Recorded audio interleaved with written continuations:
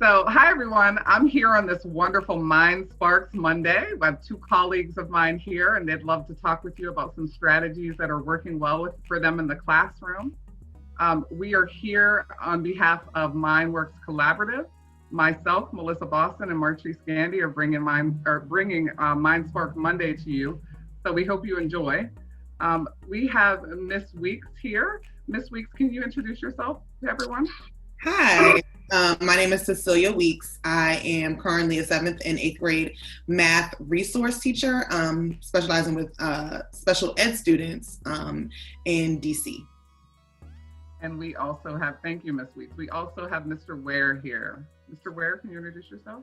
Hello, I'm Randy Ware, and I am a high school geometry teacher for Prince George's County Public Schools. Great. And how long have you been working in the field? Did either one of you say that? I might have missed it. I'm sorry. I've been in the field for about 7 years. 7 years. Great. And so during that whole time, have you worked within mathematics? Would you say that's your area of specialty? Okay. Yes. Okay. Yeah, so I have a background in finance, but that lended itself to teaching math because the love of numbers. Oh, yes. So I've always been interested in it. I didn't know that about you. Okay. Yeah. Mm-hmm. Now I understand. Yep. Like either you love math or you don't. It doesn't stick right. Exactly. Great. And Mr. Ware, how about you?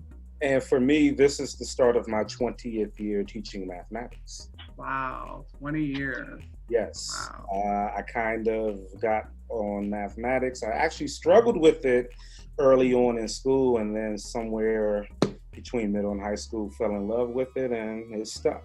Yeah, great.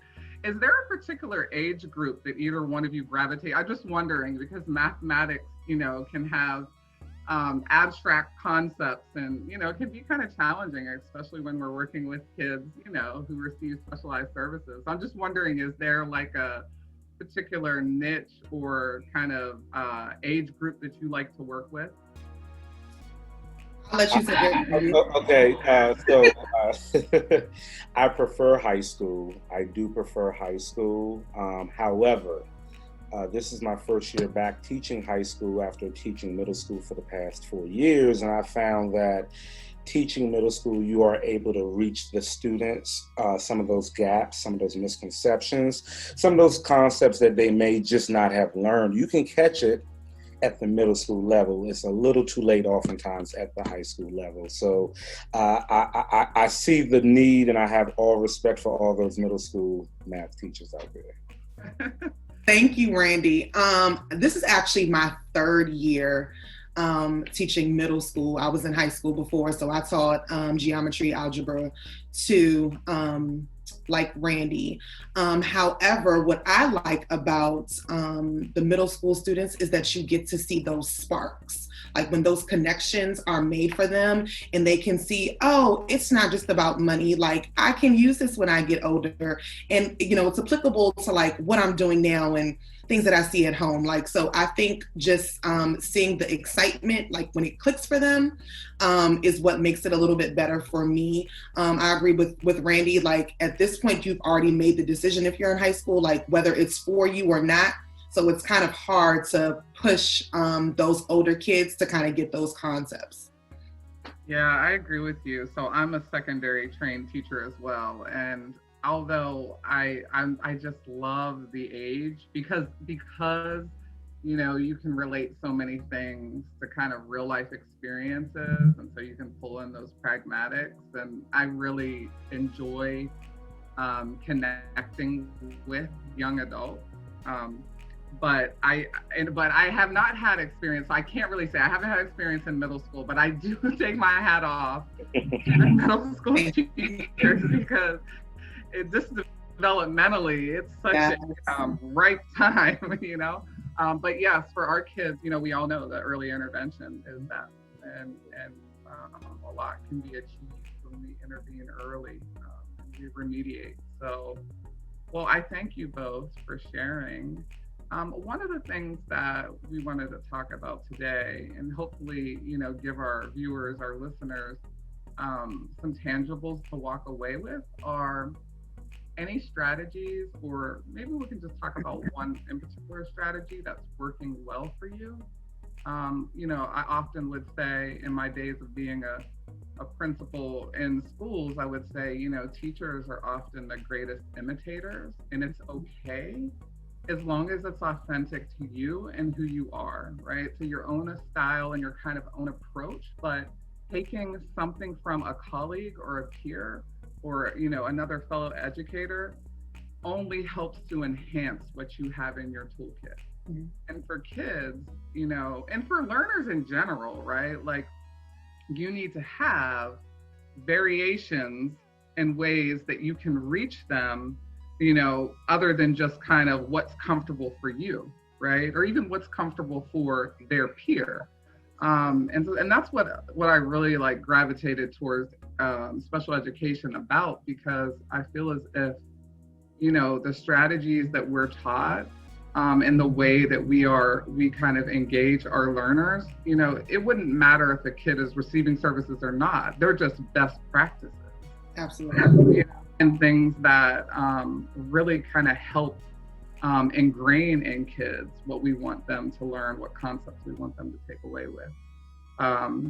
So, if I don't know if either one of you feels passionate about going first, but just looking for a strategy for you to share. I can prefer you, but if not, I definitely can go first. Is it a strategy? Some may beg to differ, but one thing, it kind of goes back to that middle school piece and the engagement and the excitement, but student engagement. Working at the high school oftentimes, especially with students of differing ability levels, how best to engage students has been almost like a New Year's teacher resolution for me. And so this virtual world, this distance learning has presented, different possibilities. One thing that often comes into play is that word rigor. And, people tend to, or some teachers, educators tend to dumb down or not give all students the same level, I would think, appropriate education.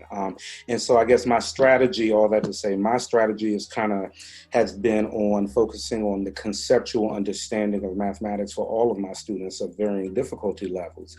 I found that students, especially, I call them our exceptional scholars, other people call them differently, but sometimes our students who are classified as special education, they can understand the concept, they struggle with the skills. So finding ways to get them to engage effectively through communication and by incorporating authentic, rich tasks that are meaningful to them, but that helps them in understanding the conceptual understanding, I think is very critical.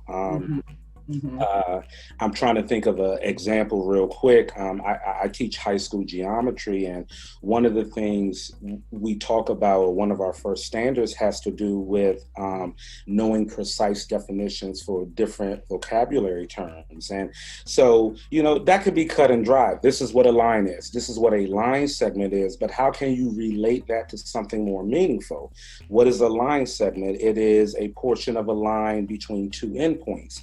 We start from one point to another point oftentimes in our travel, when we go from point A to point B, when we go from home to school or from work to the gym, and so when you can relate something, a conceptual understanding of what a line segment is to its actual definition, I found that students can make meaning to it, can understand it, and then you can teach them the skill later on. And so I guess my strategy would just be focusing more on the conceptual understanding of the concept and not necessarily worry about the skill. And, as a math teacher, sometimes people don't want to hear you say that, but we do have calculators, we have computers here for a reason. And we're not going to be able to always overcome the whole they're at home, how do I know if they're cheating or not? Well, we don't know. So that's why we have to understand, make sure we get a good assessment of whether or not they are understanding the concept, as opposed to can they just do a rote problem. So let me ask you, when you talked about the strategy being engagement, right? Can you talk about, maybe ways that you would have engaged in the classroom and ways you're engaging now? As you're, and I imagine you're PGCBS, so you're teaching virtually. Right. So can you talk a little bit about, something especially that is like really working for you Yes. So I was talking about engagement and effective communication. And one challenge, I have to give the challenge before I give the answer, but one challenge is just getting students to speak in class. And now behind a computer screen sometimes, and with policies where they don't necessarily have to have their camera on, Right. How do you get them to speak? And so I had to engage my students by trying to build those relationships and finding out what are some options that you think are fair to handle the video issue. And a lot of my students in all my classes were telling me things such as, make us participate in the chat so many times a class period.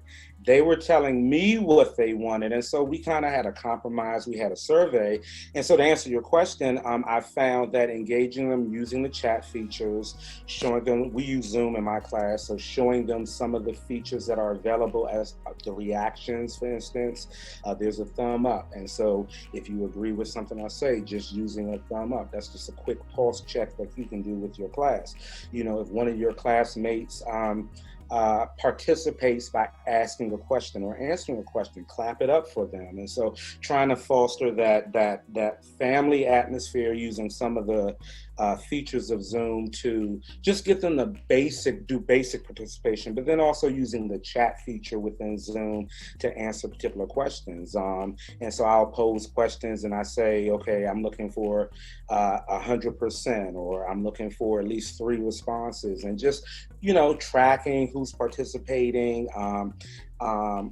One other thing is I use Google Slides, and so they have an add-on feature for Pear Deck, and so I'm incorporating Pear Deck into my slides. That also has worked well. It works well because it's low risk for the students. I can show the screen of who puts in what response, but it doesn't show the students' names, and so they aren't fearful. And I'm finding now from the first week to now even, I'm having more students willing to engage and willing to participate. And again, it helps me to identify student misconceptions, things that they are not understanding, and and so it's a win-win for everyone. Yeah, it's I taught a class to adult learners, so teachers. We're in the general education program though. And that's one of the things that we did. In the beginning of class, we kind of set up, what do we want this to look like? And so, oftentimes I tell, educators to engage their kids, in setting those classroom expectations and norms. And so we did the same thing virtually, right? And I got the same feedback that you got, is try to use variation in your teaching, strategies and techniques. And I mean, they flat out said, can you talk less and let us, talk as well? And I thought that was great because, I'm teaching in 2-3 hour blocks, and that, that can be really challenging. So I agree with you. And I really like that approach and that strategy. And the Pear Deck is new for me.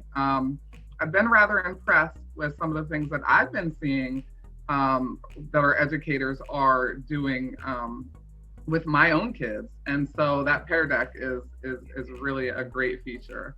So thank you so much for sharing that, Mr. Ware. I also just wanted to ask though, now I have to ask because I did say a strategy or a challenge, but I really want to know what you are challenged with because you have so much, experience, and it seems like you are on top of things. But I know that it's challenging. Paperwork, right. Keeping up with my grades. That's right. the biggest thing. Because I try to be timely and just with juggling life, You know, I cannot always be timely with feedback. And of course, again, virtual and this virtual way of doing things does not lend itself well when you're trying to grade papers, especially math papers sometimes. So it takes a little bit longer. It's taking me a little longer. So that would definitely be my biggest challenge. All right. Well, thanks for sharing. All right, Miss Weeks, I cannot wait to hear. You are so creative. You are just, yeah, she is. And she's so creative. She's so in touch with her students and always wants to do well for them, right? Like wants to be the best she can be for them. So I'm always checking you out when you're sharing something on social media. But I'd love for you to share with our listeners and our viewers kind of like what's working for you. Absolutely. But before I do that, I wanted to give a quick plug to Randy because as middle schoolers, they're super self-conscious about seeing themselves on camera. But within my school, I won't say it's policy, but it's pushed that kids show themselves. And so I always try to build that confidence in them.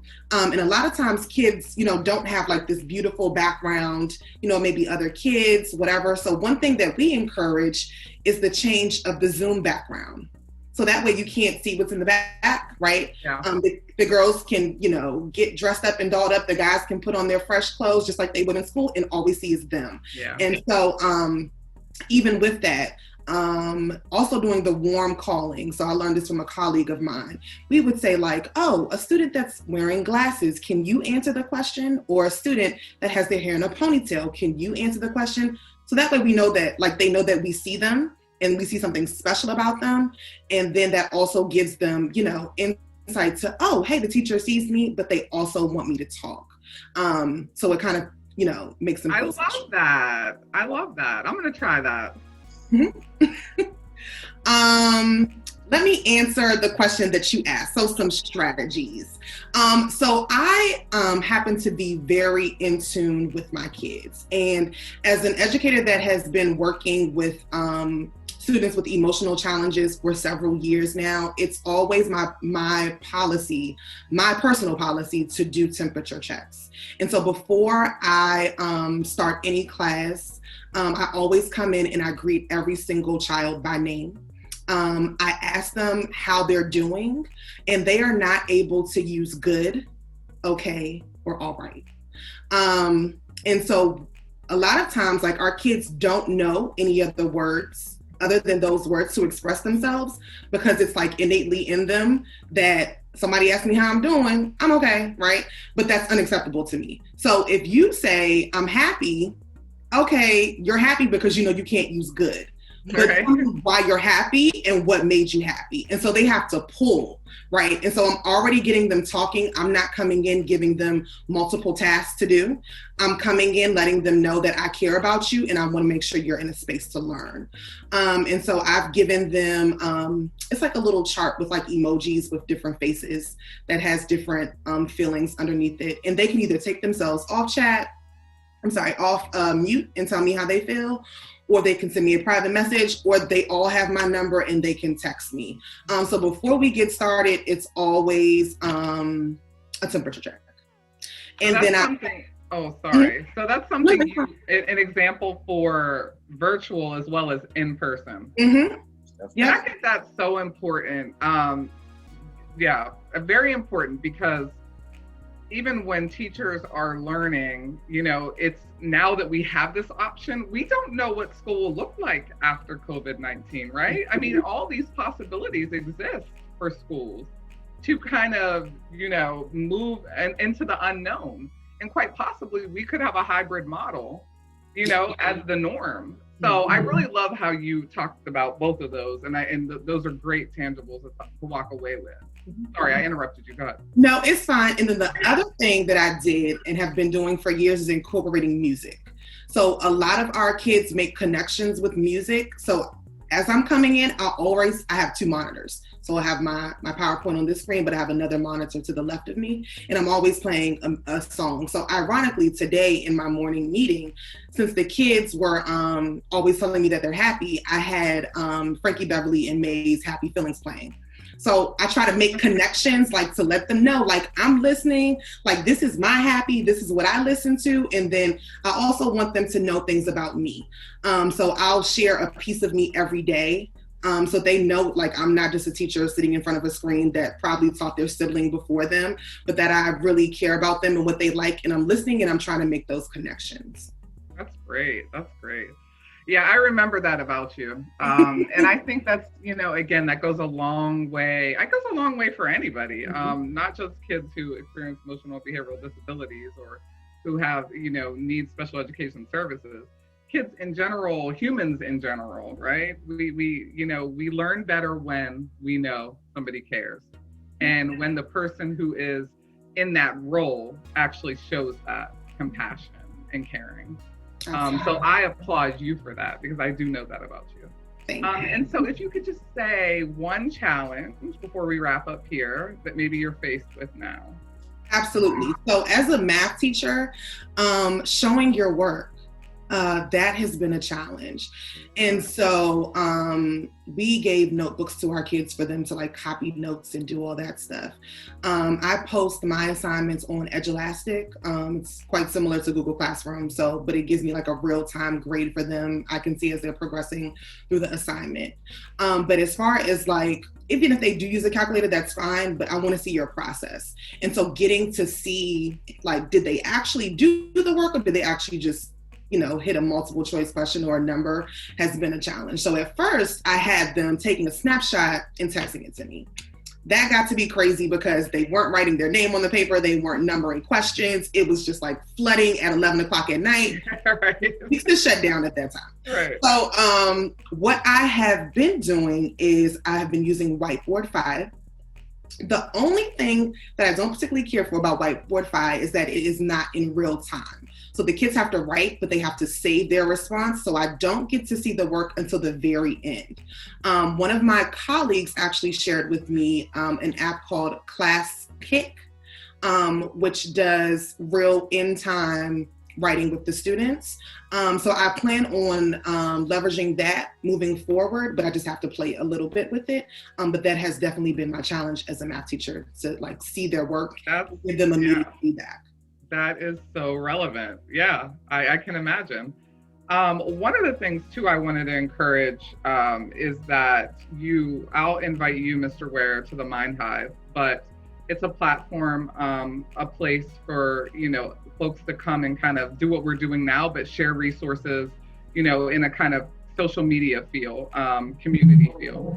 And so I'll be able to send you an invite, but we encourage folks to post things that are working for them, or even, post their challenges and maybe other people, because I had not heard of the last one that you just said, Ms. Weeks. So, I reached for a pad to write it down, but I think it would be great if you guys can, utilize that platform and as well can kind of get in there. And, again, it's about sharing those resources. It's kind of brought us full circle in our conversation around, being the best imitators with your own authenticity.